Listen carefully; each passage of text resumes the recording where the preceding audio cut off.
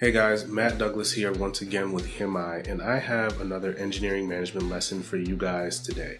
So today we're going to be taking a little bit of a different approach, and we're going to be discussing something that might be a little bit foreign to us in the AEC space, but it still applies heavily to our industry. So today we're going to be talking about concurrent engineering, which is defined as just a systematic approach to integrated product development that emphasizes the response to customer expectations. So in today's lesson, we're going to be hearing from Clint Steele, who is a senior mechanical engineer at Cylite, also an advisor in business strategy, education content, artificial intelligence, and machine learning strategy at HealthAid. And he's going to be sharing with us a lesson on concurrent engineering, and we'll soon see how this tip can be applied to our project management endeavors. Let's jump right in.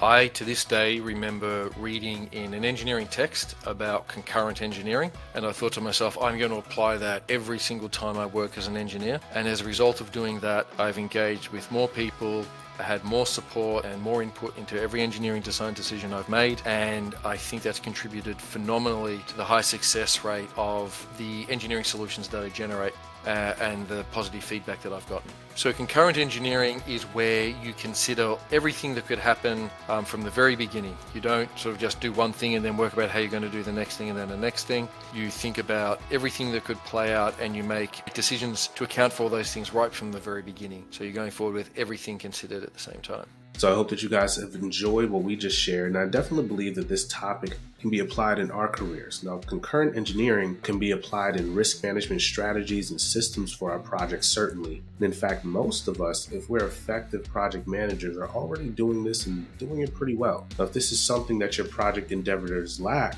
this is a helpful reminder to think deeper about your projects and set systems in place to ensure a smooth and successful project in the end. So if you've enjoyed this video, please consider subscribing to our channel here. We do put out videos like this on a weekly basis to help engineers to become better leaders and managers in the engineering industry. I hope to see you guys next week.